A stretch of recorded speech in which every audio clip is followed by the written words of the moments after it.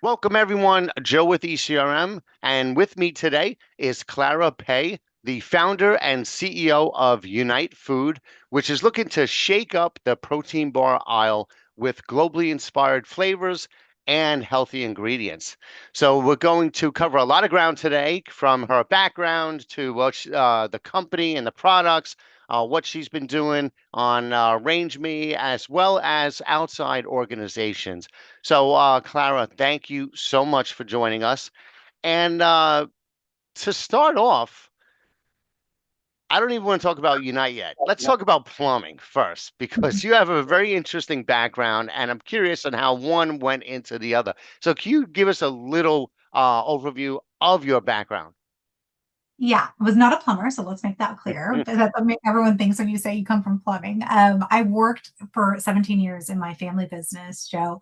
We manufactured plumbing supplies and Hmm. parts, and the way I describe it is, those beautiful rain shower heads that you see at beautiful custom homes. Yeah, we don't make those. We make the stuff that makes that stuff work. So it's kind of Okay. all the stuff for rough plumbing that goes behind the wall, and that makes all your appliances and plumbing work. And it was a very, business to business great business, actually, recession resilient, because like if your toilet breaks, you have to fix it and you Hmm. don't have a choice. And so, had a great run with my family in that business. And that led me to food because I was so busy, especially after I became a mom, that I was just eating lunch at my desk a lot of days. And I was getting sicker and sicker in my 30s. And I was like, why am I getting so sick? And then I started to look at the food that I was eating Hmm. and worked with a nutritionist and realized that I had a gluten intolerance. And so that really surprised me because nobody in my family had a gluten intolerance, that Hmm. didn't think that that was like, something that would affect me.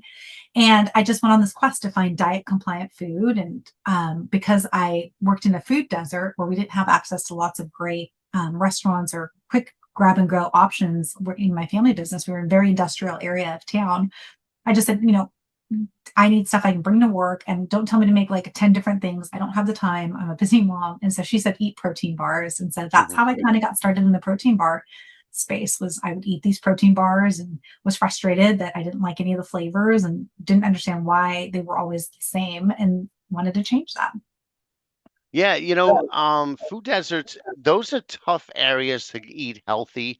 Prior to my coming to ECRM, I was in the trade media industry. I was an editor with Progressive Grocer for a while, and I reported on that a lot. Some grocers that were actually making an effort to kind of bring healthy foods to food deserts, because otherwise all you have is fast food or convenience items, and like you said, not all of the so-called health bars, quote unquote, are healthy. I mean, they'll have call outs, but then you look at the ingredients and there's a lot of chemicals in there. So tell us about Unite Food and your overall mission, and take us through the products that you have and the flavors, because some of them, when I heard one of them that I mentioned to you, I was like, I got to try that one. The flavors definitely grab attention. And I love what you said about like, so many health bars have mystery ingredients Hmm. and, not natural things. And so that was kind of like the benefit of me being so naive and not coming from the food industry is I Hmm. just started kind of from the place of my kitchen. And if I were making these bars for myself to eat, what would I put in them? Hmm. Right. And it was like almond butter and dates and honey and cinnamon. And, I just started playing in, what was called, the recipe or the formula, and just started from a place of true need in my own Hmm. life. And so that's what the beauty of our bar is, that it's all natural. It's like, wholesome ingredients. And that is, the foundation. And but the promise is that it also has to taste great and do a job, Hmm. right? So it's like marrying those two functions that's been kind of really fun to develop.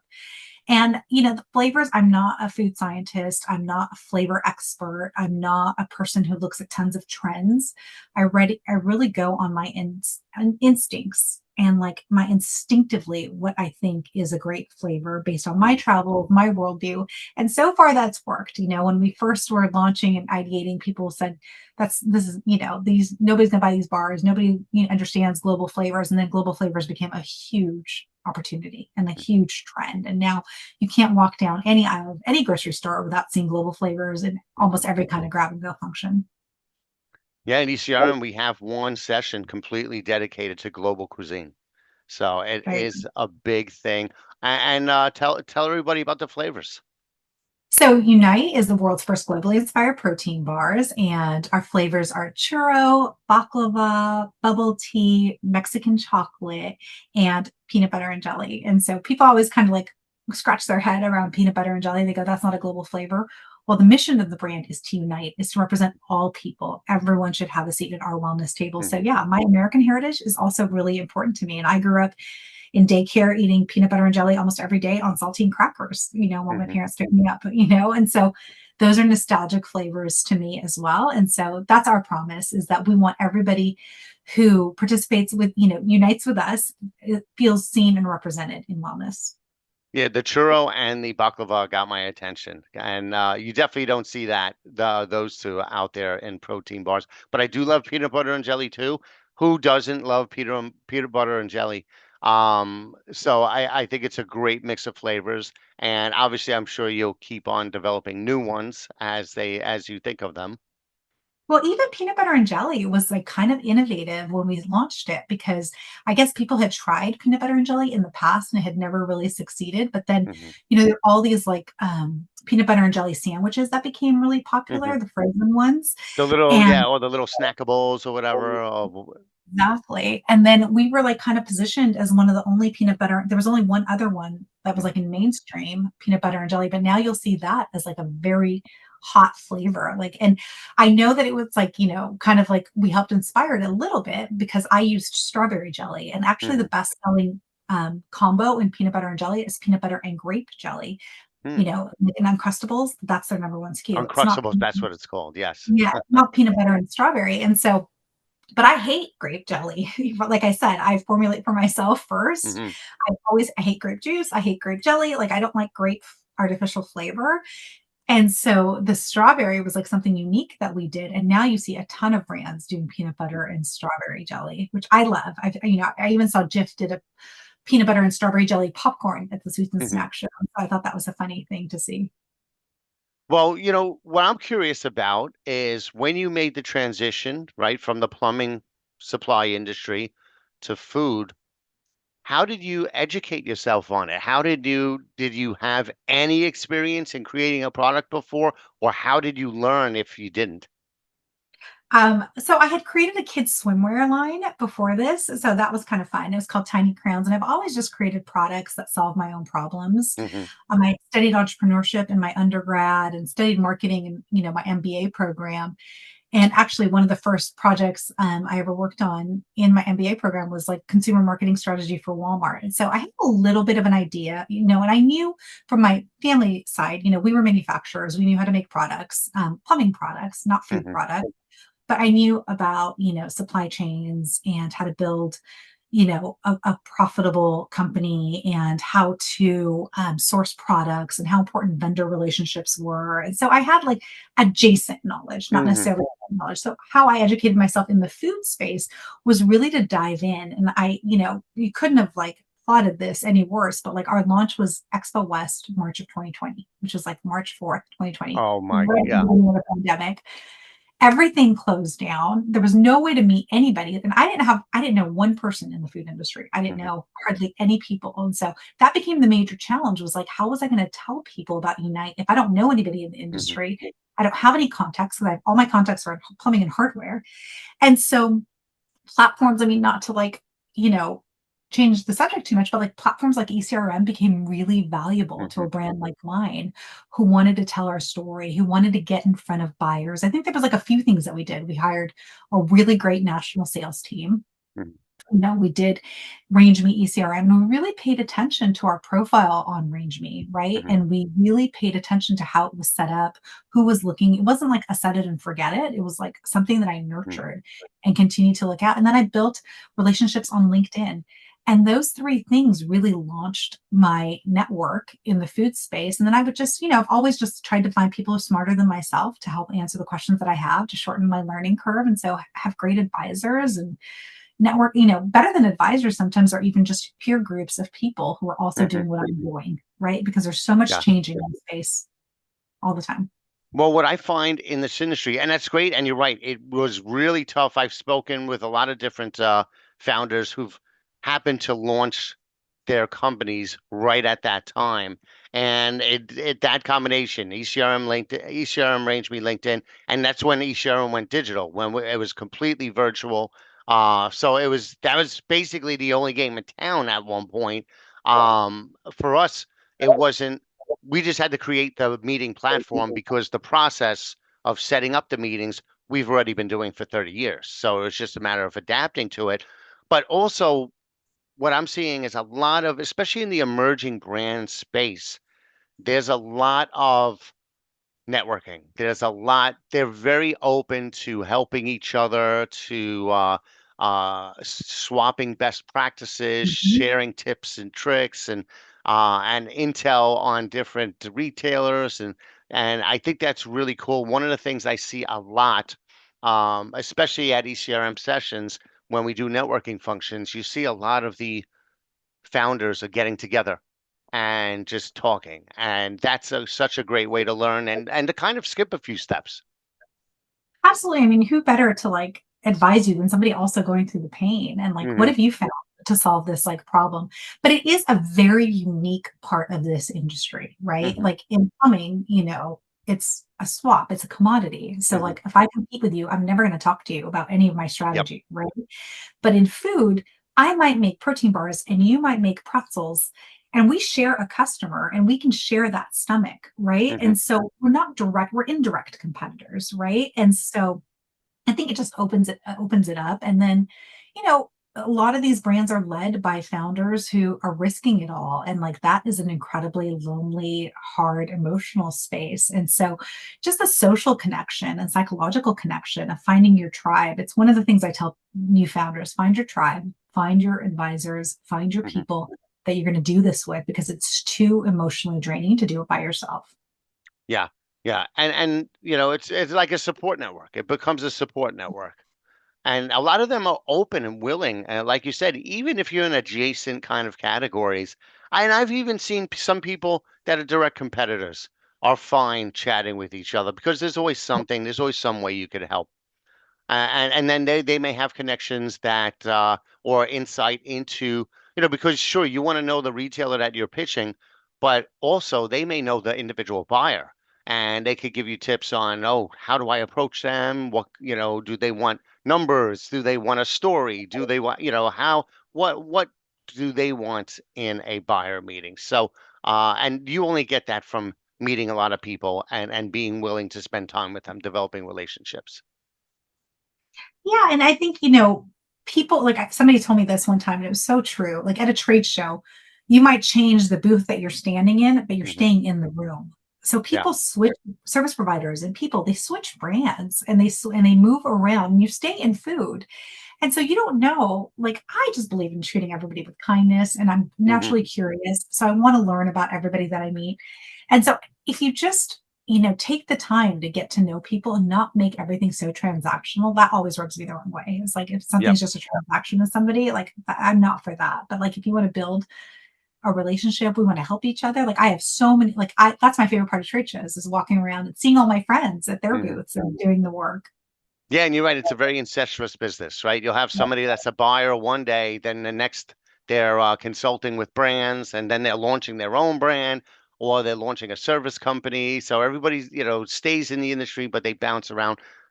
Even within the buyers are always switching desks. So you see a lot of that happening. So now you've had a lot of success in terms of buyer engagement on RangeMe, but I know a lot of it is because you really work the platform, which we'll get into in a little bit. But can you talk about some of the experiences you've had with RangeMe and what how they resulted? Yeah, we've had great, relationships that start on Range Me, continue on Range Me, and expanded. I mean, we've met buyers from Sam's Club or Costco or, very large mass retailers on the Range Me platform. And I think it is something that as an emerging brand or as a new brand, you have to be where the buyers are. And if Hmm. they're like on this platform, like you better get your brand on the platform, right? It's not a nice to have. It's like everyone else is doing it, so you better do it. But it's the key is like how your expectations and how do you Hmm. expect to leverage it. And so, you know, if you go to a trade show and put up a booth but never engage with anybody or never look at somebody in the eye, you're not going to have a good result. Hmm. It's the same thing digitally. It's your Hmm. digital trade show booth. So if you're not engaging and looking to see who's looking at you and what the trends look like, or how you're showing up, then it's just like putting up a trade show booth and not showing up to exhibit. I think that's such a great analogy. It's the first time I've heard it in that way, and it is such a great analogy. And you're definitely very active on the platform. I know I went through the list and I saw you've participated in at least a dozen, more than a dozen different immediate opportunity or retailer reviews like VitaCost, Costco, Casey's Innovation Summit, Peapod, Southeastern Grocers, Dollar General, CVS, Compass Incubator. I mean, so you're active in kind of in submitting products and I think that's an important thing too. It's like it's an impression. It's another Hmm. opportunity to make an impression. So every time a buyer looks at your brand, it's an impression. And sometimes you have to see something 7 times before Hmm. you pull the trigger, right? So it to me, it's like something I do weekly. I look at the immediate opportunities, I look and see if they're fit for us, if they would be good for the brand, and I submit. Whether or not it goes anywhere, that's not on me. I've just Hmm. had to do the job of like doing my best, and then I surrender the rest. And that has always served me. And the right people who care about your mission and care about your or align with what you're trying to do with your product, they're going to find you. Hmm. And usually there's a questionnaire involved, so you take the Yeah. time, you fill out the questions. I mean, you have to put the time into it. So it may take half an hour to fill out, the application, depending on how much information the retailer or the food service operator's requesting. But that time is worth it because all you need is that one break to come in. So you want to make sure that it's everything is on point. Do you also submit directly to because since you are a premium subscriber, do you have that capability? Yeah, I haven't explored that. It's a good call out. We usually just use our brokers to submit directly because Hmm. they tend to have like direct relationships with Hmm. places that we want to go, and we use that. But it's a good suggestion. Yeah, it's one that I mean the thing with the immediate opportunities is you basically that the timing is right. If you're submitting directly on your own, which you could do once a year, as a premium subscriber, you may not necessarily know that you're submitting at the right time when they're doing their Right, review. So you want right. to find that out beforehand. But we have, I don't know, I think we've done um last year we did 400 and over 400 immediate opportunities. We've already passed, I think, 600 already, and a There lot seems more to to be more. go. Yeah, Yes. I've noticed that, like, there's been that's funny that you say that, but I did notice that. I was like, "Wow, there's a lot more opportunities." Yes. And I'm wondering if you've noticed that this because you apply to a lot of them, but after a while, do you get a sense like applying to the different retailers does that help give you intel of kind of what they're looking for in general? 100%. Like, I think I saw one a couple weeks ago that was, like, Dubai chocolate driven, and I thought that was so funny. It was, like, a whole immediate opportunity just for Dubai chocolate, which Yep. let's see how long that lasts, but I thought it was, like, funny, and so, yeah, I think it gives me an idea, like, are these retailers looking all the time for just private label, or are they looking for Hmm. a niche? Are they, Hmm. so those are like interesting perspectives to have. But there's so much opportunity and there's so much space that unless you have your own strategy, you're going to get confused.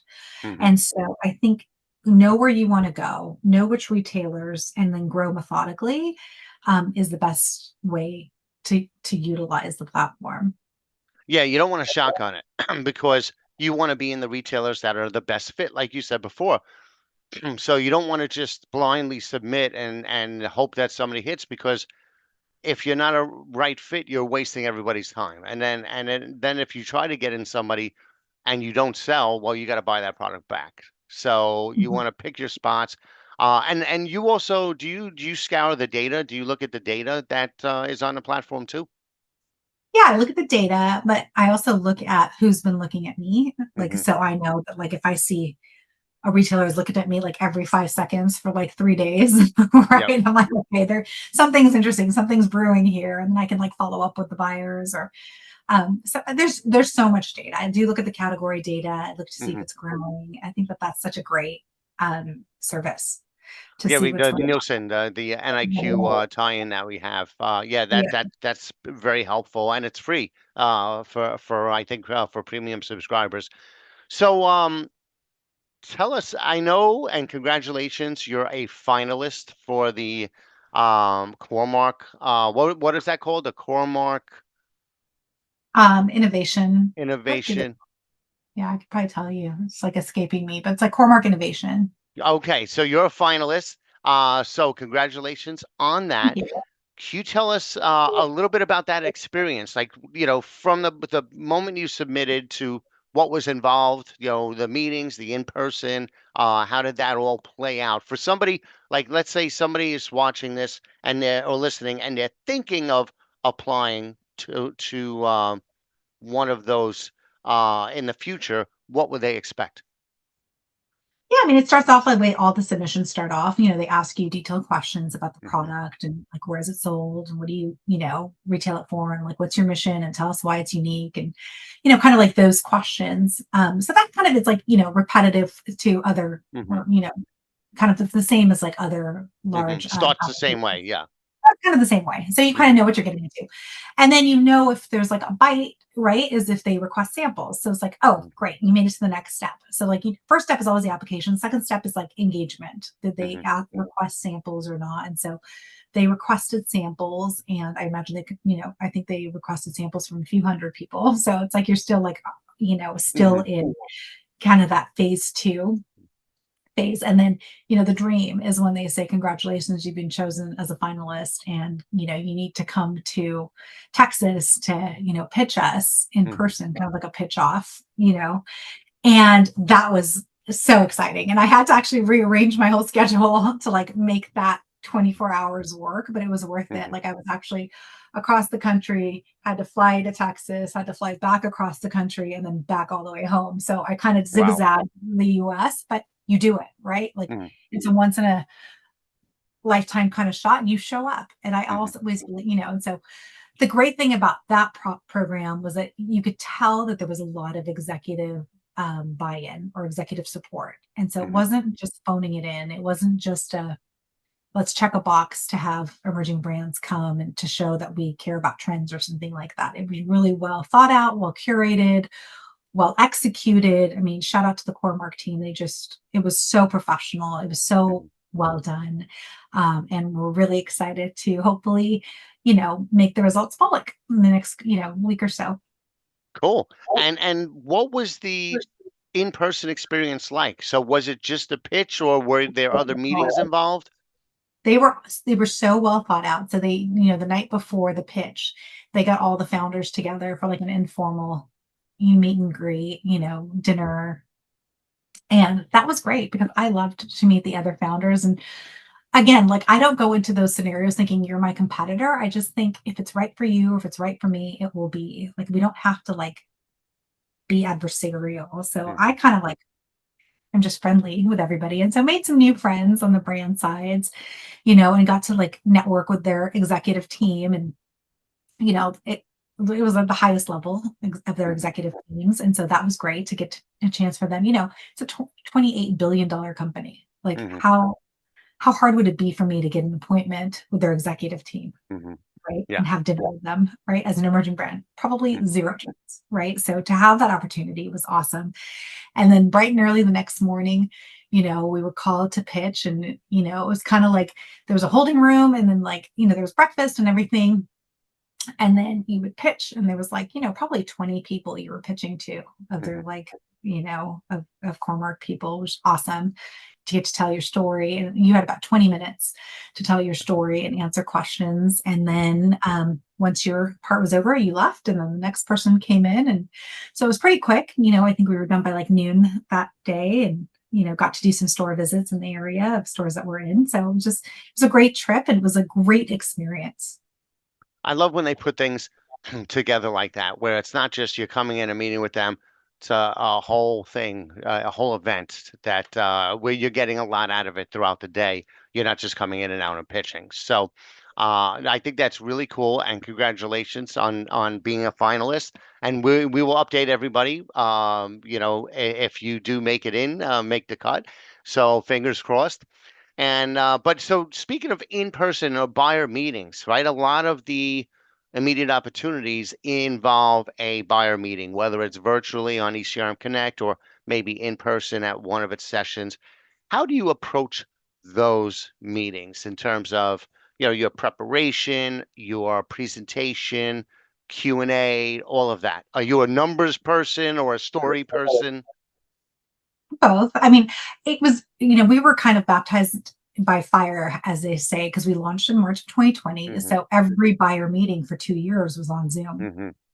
Hmm. Right. And so it was a blessing actually, because I could build this business and not have to travel a ton and be away Hmm. from my small kids. Right. And so that, when I started, I mean, my daughters were like 5 and 8. And so it's like a lot to like be traveling and be on the road all the time. So it was a blessing to have the Zoom platform Hmm. to be able to meet buyers. So very comfortable on Zoom.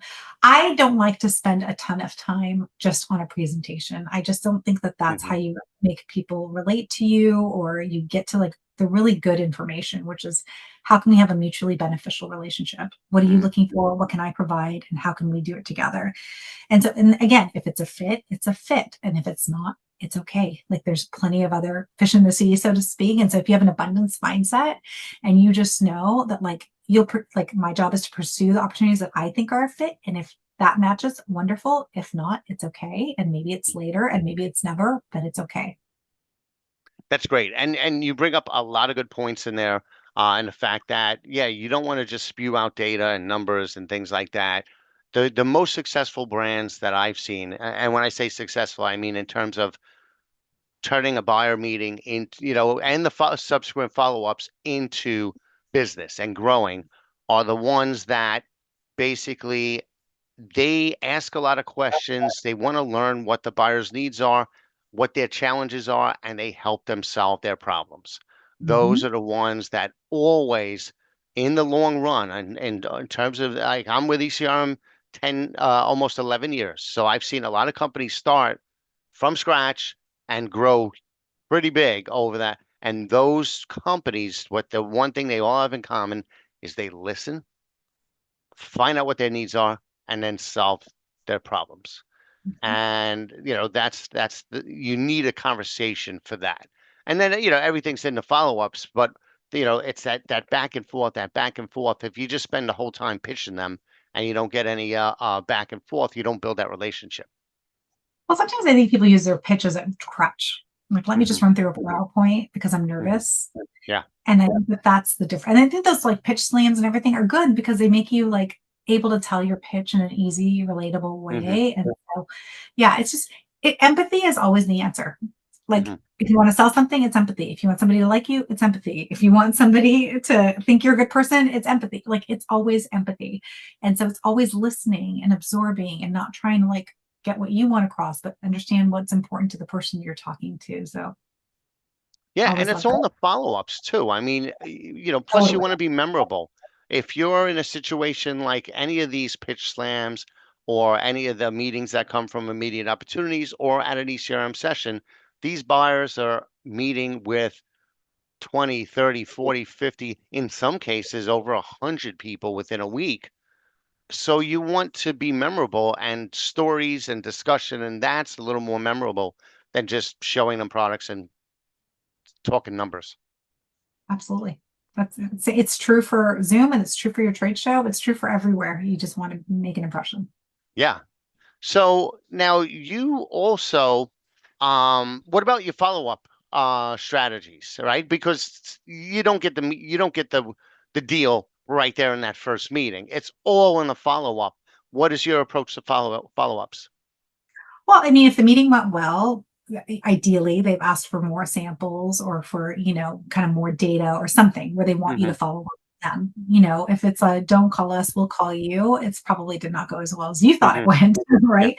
So I think the buyer actually initiates a lot of like the follow up trigger actions, but I Hmm. always follow up, a meeting with a thank you, with a summary, with next steps, action items, and I don't use wordy emails. I don't want to get a 6 paragraph email. So I'm definitely not going to send one to you, right? Like Yeah. kind of that empathy for the buyer's time and how Hmm. inundated they are. So that's usually my strategy. I'll Hmm. reattach our pitch deck or, something to remind them who I was and what the product was if, they need that help. But that's typically the strategy. Yeah, and consistency and persistence counts. I've interviewed buyers about this thing itself, like how much follow up should a retail do, and the sense that I get, and I have one buyer on record on video saying, if I say I'm interested in your project, your products, keep contacting me. Because if it's not a no, it's a yes. It's just maybe not a yes right now. And he said, I actually appreciate when they email me numerous times and say, listen, I'm just bringing this to the top because he gets so many emails, it'll get buried and inadvertently he won't see it. So he says, I appreciate it when they send me a reminder.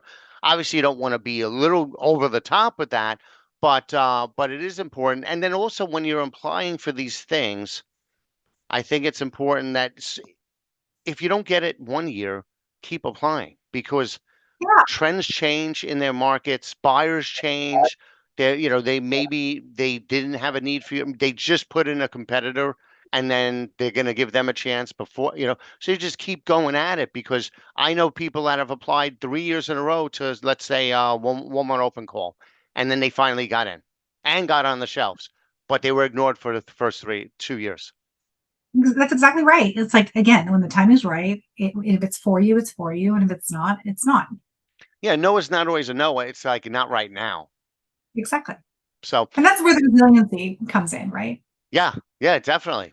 Definitely. And then the thing is you have your long-term projects and then you have your short-term. You have sometimes it'll take years. When I interview some suppliers that I'll ask them, what was the quickest deal you had? And what was the longest? Which one took the longest? I had one person, when I made that reference before about listening to the buyers and solving their problems, well, this one particular person was really, really good at that. And he 10x'd his business over 10 years as far as his distribution. But his longest deal took 6 years of chasing down this one retailer. His shortest one was 6 months. And what happened was he was at our networking dinner at an ECRM session talking to another brand about his product. And a buyer was at the table across from him and said, hey, I'm really interested in that. Give me 6 months later, he was on the shelves in that. So you just, goes to your point you said before about the networking and being open to talking to everybody. You never know where it's going to come from. My funniest story of a closed deal was on an Expo West speaker panel, and I was speaking, Mhm. and there was a retailer there, and he looked over. He said, "We should carry your product." And I said, "Yes, you should." And we closed the deal right there on the stage in a panel, right? And it was like I didn't know that that would go Mhm. anywhere, but it was an awesome kind of like to your point. Yeah. Be ready and represent your brand well because you never know who's listening. Like you said right in the beginning, right? You're on RangeMe, you participate in these ECRM, the ECRM meetings, you're on LinkedIn, you just be everywhere. Let everybody see your face, know who you are, because you never know those seven points of contact that you want. So now you don't just, network and you're not out there just representing your products. You're involved in a lot of organizations that help other people and mentorships, right? You're involved in SKU. You're involved in a network for other for what YPO you participate in, the network of executive women. Can you tell us about some of these organizations you work with and how you kind of help mentor other people? Because that seems to be a big passion of yours too. Can you tell? Yeah. So this is like a mission part of my life. Like I've Hmm. already done business thing in my family business Yep. of like selling that business, having success. For me now, it's like I'm in this like, how do I make an impact in food? And Hmm. how do I make an impact for founders of color? And how do I make an impact for women? So one of the things I'm most proud of is I'm one of the founders of Included, which is the largest collection of BIPOC CEOs Hmm. in the country. And we think, and RangeMe actually has an Included filter. Oh, So if you great. want to see included brands, it's pretty awesome. SKU is like, such a great way to like meet other emerging founders, but also like be able to share my knowledge, of 5 years building in the trenches, which is different than like a service provider. So I'm kind of like that brand voice for a lot of Hmm. emerging brands. And I just really enjoy, like I'm not in competition with anybody. I'm like in, competition with achieving my own goals. And so I think if I don't really, I don't have like a chip on my shoulder if somebody, competes with me even in my space. So I Hmm. just want to help as many people as possible. And I think if there's a lot of founders making good products that are good for people and good for the planet, then we all win. Well, look, it's very consistent with your brand name. Unite. Mhm. That's right. So bring everybody in. So, what advice would you have for some startups, a founder just getting into the game right now? I would say take time to build your product, but don't take too much time. Like get it out in the space, test Hmm. it in a small local way around Hmm. where you live. Work out the kinks because your formula will change, your packaging might change, Hmm. how you talk about your brand might change. So the most important thing is to have data, Hmm. data in terms of like just great feedback and sampling. And so get that product out there. Don't overthink everything. And be clear on your why. Don't say, oh, I've seen this company really blow up because they sell water in aluminum cans, so I'm going to sell water in aluminum Hmm. cans. Well, like that was like a unicorn, Yeah. situation, and you're not going to be like the 10th aluminum water bottle, Hmm. right? Like, so just pick something different, pick Hmm. something authentic to you that is real, that you actually care about solving that problem, and that because you'll need it. You'll need it when the go. This is a tough industry. It's super Hmm. fun, but it's super tough financially. It's super tough, mentally, physically, all the things like any other startup, but especially in food. The potential for impact is huge. So get clear on your why. Love it. Love that. And then and also that point that you mentioned about, start local, because I think especially when you're launching a brand, those independent retailers that are in your local community, one, you're usually dealing with the owners of them, so it's a lot quicker. They're more likely to let you try things and test things out where you could learn and refine. So that this way, when you're ready to expand, you kind of know where you're going and what you're about. Yeah, like a lot of new founders will tell me, "How do I get into Target?" I'm like, you're not ready for Target. Like that's just like, just hold on. Let's sell Yeah. some product first. And so, it's kind of a funny story. Yeah, start at Joe's Natural Grocer down the street and see how you do there, and all of the people within walking distance of of where you're at, and they're more willing to give feedback and honest feedback and test things out. So that's awesome. I love that. So last question: what's next for Unite Foods? Food. Oh, that's a good question. So we've got some new innovation coming, new flavors and just new products. So we're excited about that, and we'll be sharing soon. And then just really, continuing to build out channels where our customers are. Like, Cormac's a perfect example of that. We want to be in grab and go. We want to be where people Hmm. are discovering new things, and then also the natural channel is a very strong one for us. So we're, winning in natural. We want to double down on that success. That's awesome. Well, listen, best of luck with the Cormac. I know it's Cormac Curated, right? Sure, that's what it's called. Curated. That's what it is. So best of luck with that. As soon as we find out, I'm sure you're going to announce if you make the cut. So best of luck with that. Thank you for everything. This is some great information for emerging brands, and I look forward to meeting you in person one of these days. Maybe at one of our sessions or in New York. Look forward to it, Joe. Thanks so much for the time. Thank you.